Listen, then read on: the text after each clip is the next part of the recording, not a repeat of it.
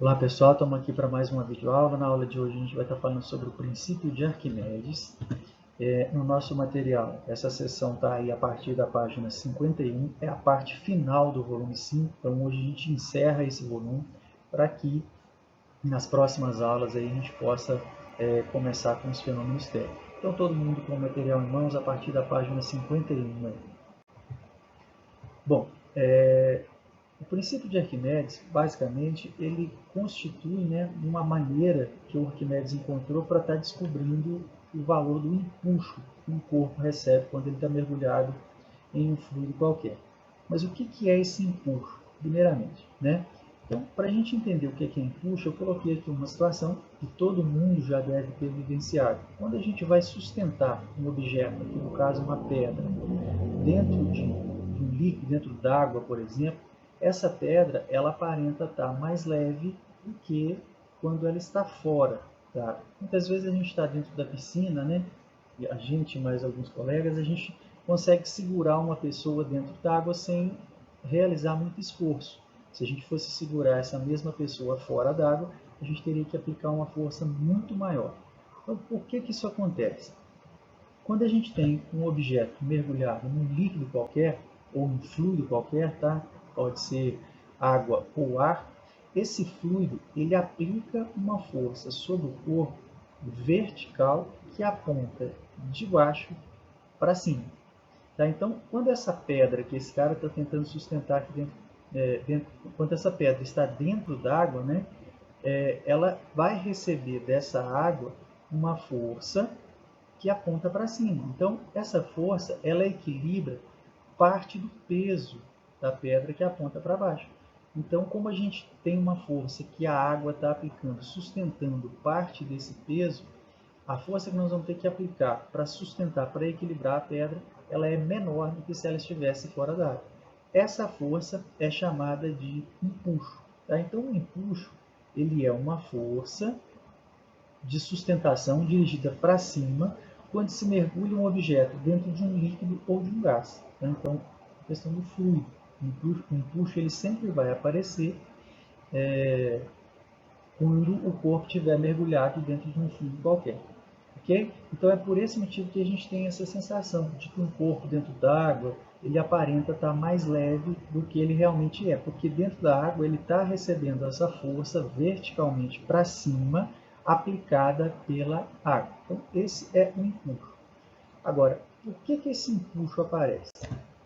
Bom, quando a gente mergulha um objeto dentro de um fluido qualquer, esse fluido ele aplica pressão em todas as direções e sentidos. Então aqui a gente tem a pressão representada sobre um objeto, ela aplicada em todas as paredes desse objeto. Então, em todas as direções e sentidos a gente tem a pressão que o líquido ou que o fluido está aplicando sobre esse corpo.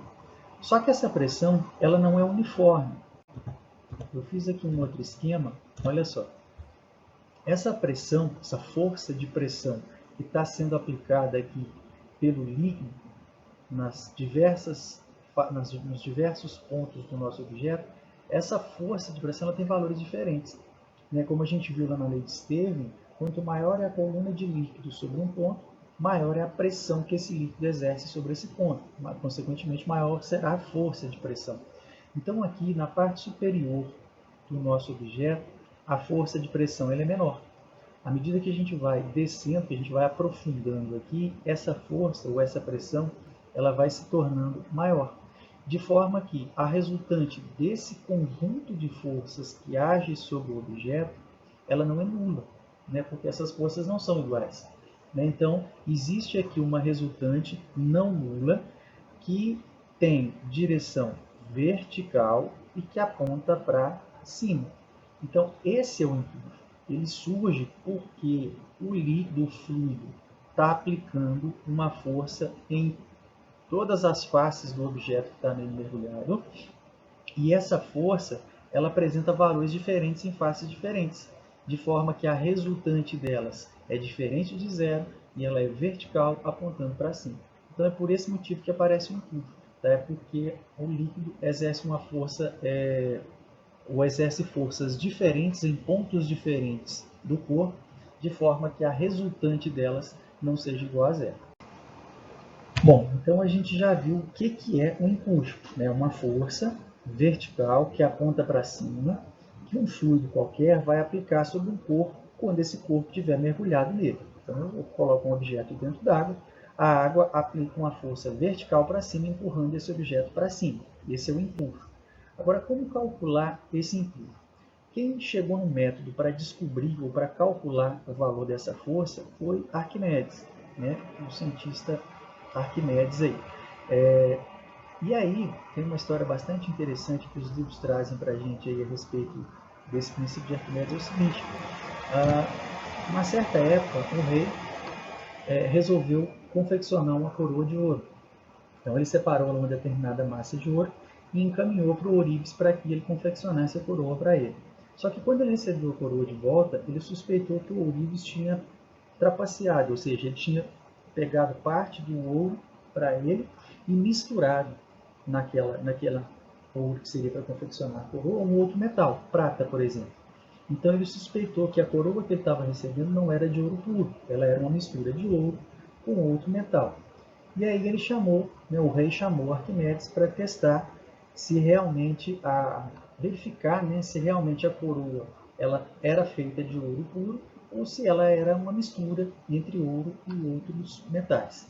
E aí contam os livros que o Arquimedes ficou pensando, né, pensativo, como que ele ia fazer para desvendar ou para solucionar o problema do rei. E um dia, quando ele tomava banho, né, ao entrar na banheira, ele viu que o corpo dele deslocava uma certa quantidade de água e essa água era derramada. Então, segundo os textos, nesse momento ele teve uma ideia de como que ele solucionaria o problema do rei. E nesse momento, então, ele ficou tão empolgado com o feito dele que ele teria saído correndo pela rua pelado, gritando Eureka, Eureka, que significa achei, achei. Então ele tinha, né, desvendado, tinha chegado no método, numa maneira para testar se a coroa ela era de fato feita de ouro puro ou se ela tinha uma mistura.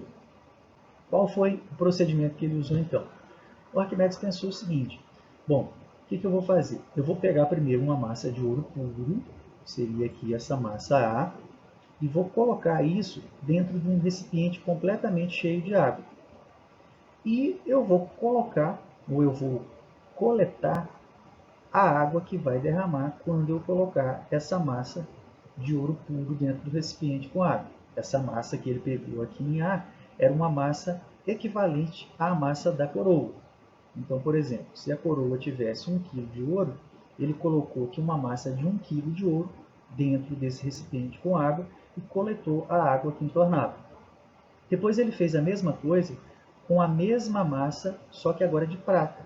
Então, por exemplo, agora ele pegou 1 kg de prata e ele colocou dentro desse recipiente com água e coletou aqui qual que era a quantidade de água que entornava.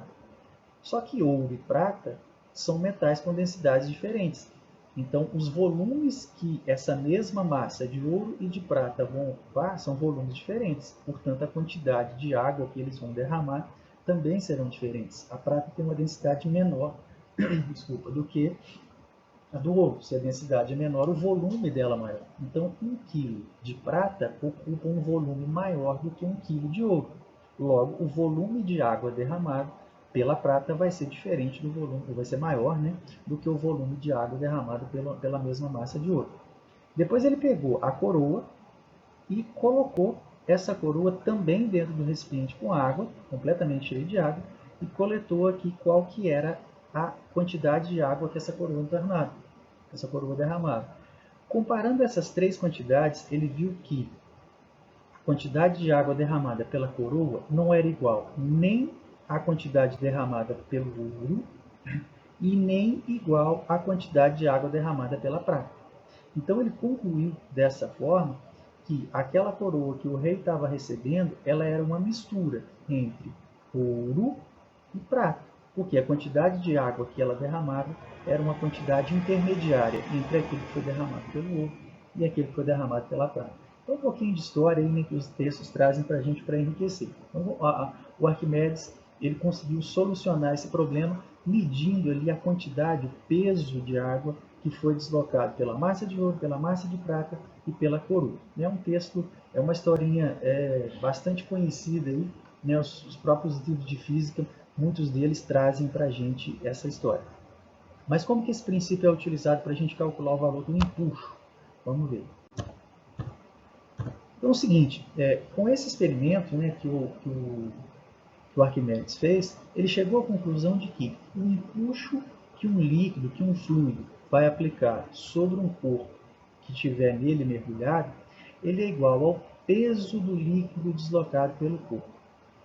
Tá? Então, no caso da coroa do Arquimedes, quando ele media, quando ele coletava aquela água que entornava, na verdade aquilo ali era o peso do líquido que estava sendo deslocado pela massa de ouro, pela massa da prata, pela coroa. Né? Então ele conseguia calcular qual era o empuxo que aquela coroa ou que essas massas estavam recebendo. Então ele enunciou esse princípio, o valor do empuxo que atua sobre um corpo mergulhado em um líquido, em um fluido qualquer, é igual ao peso do líquido deslocado. Então aqui a gente tem uma situação onde um objeto, né, ele está sendo colocado em um líquido em 3 posições diferentes, em A, B e C. Então aqui, em todas as 3 situações, vai aparecer um empuxo. Esse empuxo, pessoal, ele vai ser representado pela letra E maiúscula, que está aqui. Ó. E como a gente falou lá no início, o empuxo é uma força. Se é uma força, é uma grandeza vetorial. Então, essa setinha que aparece em cima do empuxo aqui, ó, da letra que representa o empuxo, é para dar a notação de grandeza vetorial, como a gente aprendeu no ano passado, no primeiro ano. Tá? Então, em todas as 3 situações, eu tenho aqui o empuxo agindo sobre o objeto. Deixa eu até mudar o tamanho dos vetores aqui, porque vai ser diferente. Aqui seria maior que no primeiro e aqui maior que nos outros 3. Tá? Então, como calcular esse empuxo? Bom, aqui Arquimedes já falou que o empuxo é igual ao peso do líquido deslocado. Então, aqui eu coloquei que o empuxo que vai estar agindo sobre esse bloco, à medida que ele vai sendo mergulhado na água, ele é igual ao peso do líquido deslocado. Só que a gente sabe que o peso ele é a massa vezes a gravidade. Então, esse peso desse líquido aqui é a massa de líquido que está sendo deslocado, que o Arquimedes media lá quando ele mergulhava o objeto dentro da água, vezes a aceleração da gravidade no local. E da fórmula de densidade, que densidade é igual a massa dividida pelo volume, se a gente multiplicar cruzado lá, a gente encontra que a massa é igual a densidade vezes o volume.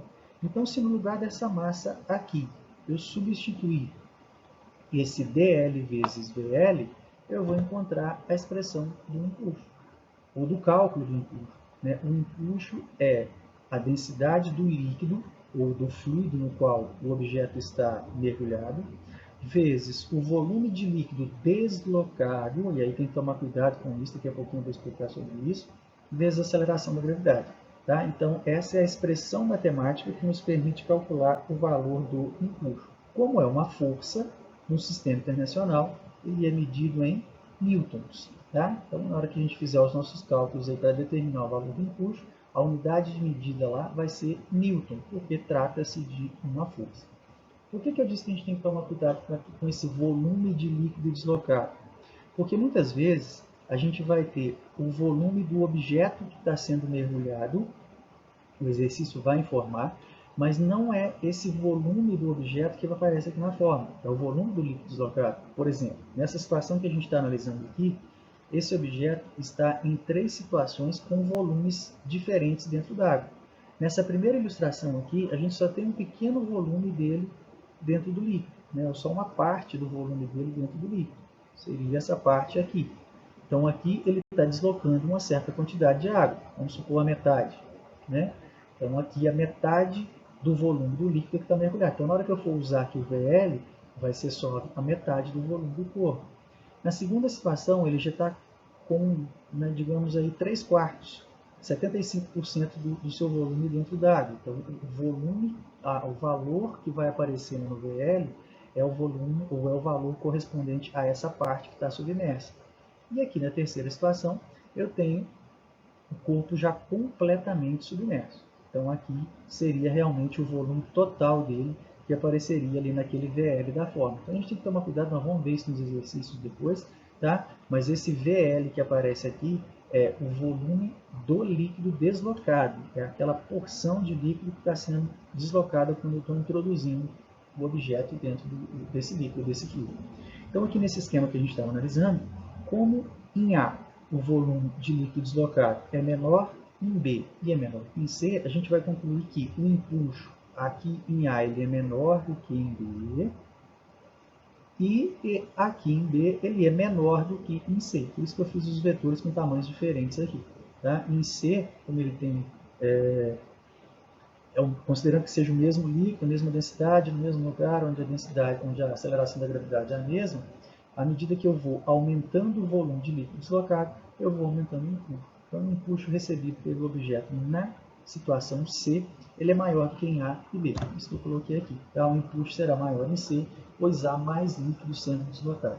Ok? Então, aí, essa força, né, empuxo, ela vai ser calculada por essa expressãozinha aqui. Densidade do líquido, a densidade do fluido, vezes o volume de líquido deslocado, vezes a gravidade, que vem da relação lá do princípio de Arquimedes. O empuxo é igual ao peso do líquido deslocado. Ok? Bom, aqui a gente tem algumas aplicações interessantes, né? Vocês já devem ter visto aí reportagens, alguma ilustração, mostrando que no Mar Morto as pessoas conseguem boiar, flutuar com mais facilidade. Por que isso acontece? Porque no Mar Morto, ele recebe esse nome porque lá a densidade da água, né, a concentração de sal é muito grande, que faz com que a densidade da água também seja muito grande. Então aqui, como o empuxo é a densidade do líquido vezes o volume deslocado vezes a gravidade, se a densidade é grande, o empuxo que a pessoa recebe também é grande. Então aqui ela consegue boiar, flutuar com mais facilidade do que se ela estivesse em água doce, por exemplo. A mesma coisa acontece aqui, nessa situação que eu coloquei, né, que é mais fácil a gente nadar no mar do que num rio de água doce, pelo mesmo motivo, porque a densidade da água do mar é maior, então o empuxo que a água salgada aplica sobre uma pessoa, ele é maior do que a água doce, um rio qualquer aí. A pessoa consegue boiar, flutuar com mais facilidade. Tá? Algumas situações aí, além daquela que a gente já comentou lá no início da aula, né, que quando a gente está dentro d'água, a gente tem a percepção que os corpos estão mais leves, né? É por conta desse empuxo, dessa força que está aparecendo verticalmente para cima, empurrando o objeto para cima. Bom, e considerando ainda essa situação inicial, né, do objeto mergulhado dentro d'água, né, a força que a gente exerce para equilibrar, para sustentar esse objeto dentro d'água, é o que a gente chama de peso aparente. Então, só para a gente entender direitinho o que é esse peso aparente, eu coloquei aqui a seguinte situação. Olha só, nós temos aqui um objeto, essa esferinha azul que está aqui, e a gente está medindo o peso dela dentro, aliás, o peso dela fora d'água. Então, o dinamômetro aqui está registrando um peso, que é chamado de peso real dela, de 2 newtons. Então, aqui ela não está recebendo um empuxo da água nem nada, ela tem um peso de 2 newtons. Quando a gente mergulhar essa mesma esfera dentro da água, ela vai passar a receber dessa água um empuxo, que está representado por esse vetor em preto aqui. E nesse caso, o mesmo dinamômetro vai registrar para o peso dessa esferinha 1,8 newton. Esse peso que ela registra aqui dentro d'água é o que a gente chama de peso aparente. Tá? Então, ela tem um valor menor do que o peso real, porque parte desses 2 newtons, que é o peso da esfera, está sendo equilibrada aqui pelo empuxo. Quando a gente mergulhou a esfera dentro da água, a gente tem aqui o peso, que aponta para baixo, que são aqueles 2 newtons que a gente mediu ali fora da água, mas agora aparece aqui o empuxo que a água está aplicando, que o líquido está exercendo. Esse empuxo vai equilibrar parte daquele 2 newtons, fazendo com que, se eu tivesse que aplicar uma força sobre essa esfera para sustentá-la aqui dentro da água, essa força que eu teria que aplicar seria de apenas 1,8 newton.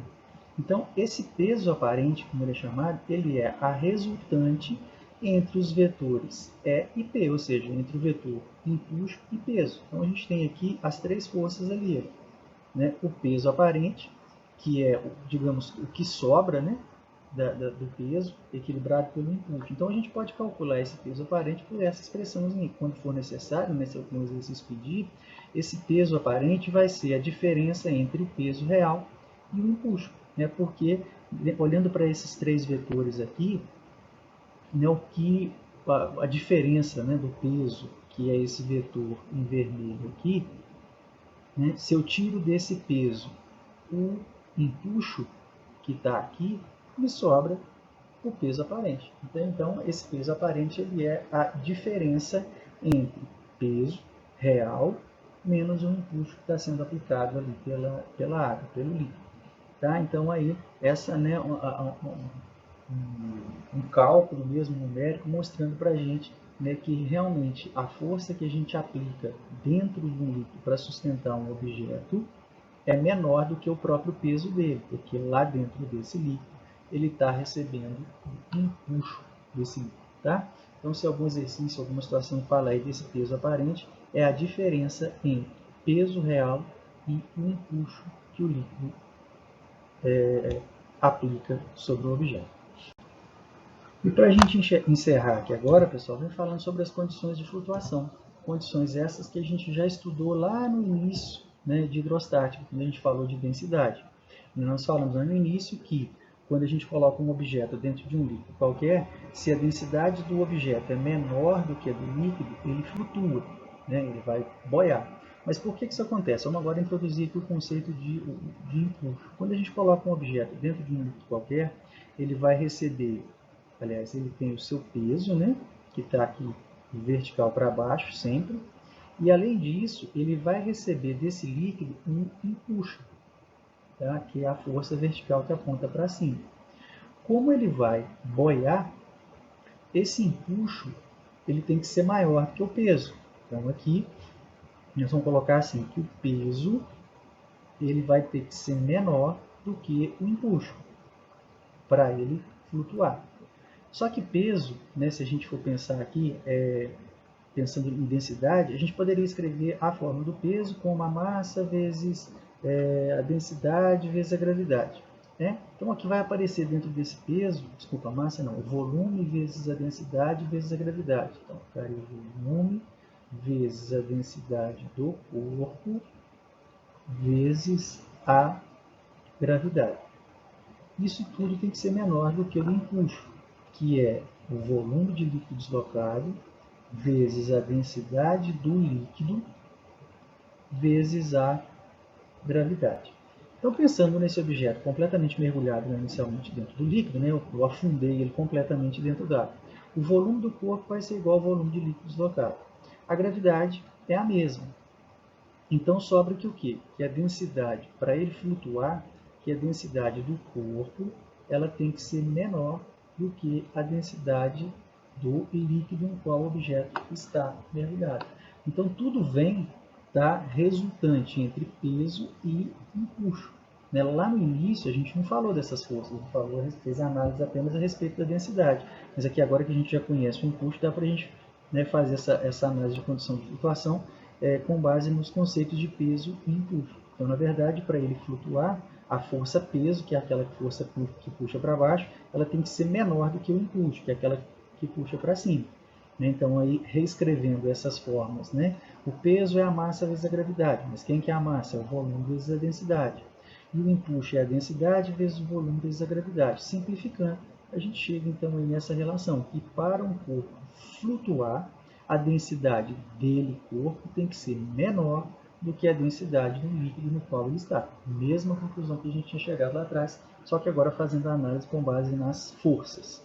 Segunda condição, se a densidade do corpo é maior do que a do líquido, ele vai afundar. Por quê? Se a densidade do corpo é maior, o peso, que é a força que puxa ele para baixo, é menor do que o empuxo, que é a força que empurra ele para cima. Então, a resultante das forças aqui nesse caso, ela está dirigida para baixo, e aí o objeto afunda. Então, se a densidade do corpo é maior, ele vai afundar.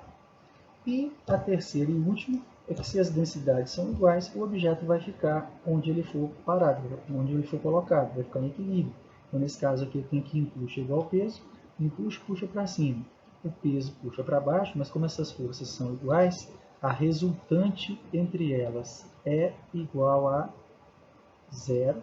E se a resultante é igual a zero, nós já vimos aí que o corpo está em equilíbrio. Então, se eu coloco ele aqui no meio do líquido, ele fica parado onde ele foi colocado. Ele não sobe nem desce porque as forças que puxam para baixo e que empurram ele para cima, elas são iguais, elas têm o mesmo valor. Tá? Então são aquelas mesmas condições de flutuação que a gente já tinha visto lá no início, mas agora sendo apresentadas aí com base nos conceitos de impulso e de peso. Ok? Então é isso, a gente está encerrando aí o nosso volume 5, com o princípio de Arquimedes. A gente vai ter uma aula de exercícios depois para estar esclarecendo melhor algumas dúvidas que possam porventura ter ficado aí. Beleza? Então é isso, um abraço e até a próxima.